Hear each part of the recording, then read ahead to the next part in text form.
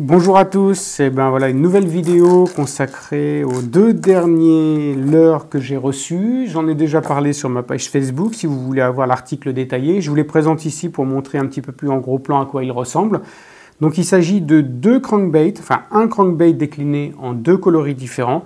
Il est disponible en 6 coloris. J'ai choisi ces deux-là parce que bon, ils me plaisaient particulièrement. Notamment celui-ci, je l'aimais beaucoup en blanc avec la bavette blanche, je le trouvais vraiment craquant. Alors, il s'agit de crankbait de marque Birking. Alors, comme vous l'avez peut-être vu sur la page Facebook ou sur d'autres vidéos que j'ai faites, Birking, en fait, n'est pas un fabricant, c'est une sous-marque de Trulinoia et j'ai de plus en plus de mal à savoir qui est Trulinoia. Est-ce que c'est un fabricant à part entière? Je n'ai pas trouvé d'usine Trulinoia en Chine.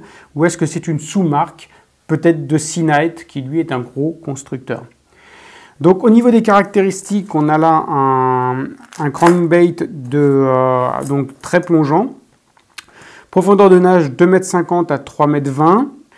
La longueur c'est 64 mm sans la bavette, 95 mm avec la bavette. Il pèse 16,5 g et le prix c'est 3,80 € l'unité, port compris. Alors je vous montre un petit peu ici le modèle en gros plan, je vous montrerai l'autre après.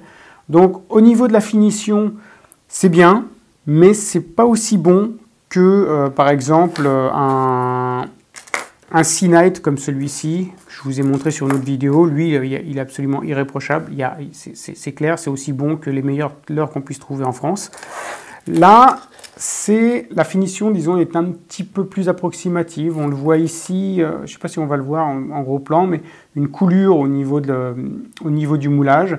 Il y a aussi des incrustations de fibres d'un tissu quelconque qui se sont mises au moment du séchage, ce qui veut dire qu'il n'a pas été fait dans des conditions de propreté irréprochables. Les hameçons sont très piquants, l'incrustation de l'œil est bien faite. Bon, je vous montre le deuxième ici, pour que vous voyez un petit peu la différence. Voilà, vous voyez, on a des petits défauts de peinture ici, qui sont très légers, mais qui montrent qu'on a l'impression que la peinture est un petit peu moins, moins bien appliquée ou moins épaisse. Et je pense que si ça tape sur des obstacles, on va vite perdre de la matière à cet endroit-là. Alors, il y a quelque chose qui m'a beaucoup séduit sur ce leurre, lorsque je l'ai déballé, c'est sa sonorité. En fait, elle est assurée par une unique bille bruiteuse, bille ou cylindre, qui parcourt le leurre sur toute sa longueur. Et le bruit est assez mat. Ça change des bruits très aigus qui sont causés par le choc et le déplacement de multiples petites billes. Là, il n'y en a qu'une. Et comme moi, je manipule le crank en lancer ramené, ça va faire des légers sons comme ça,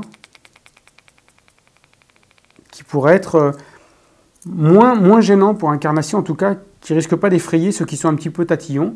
Et puis le bruit va aussi se faire entendre lorsque je connerai le leurre sur le sol avec des twitches un petit peu plus prononcés.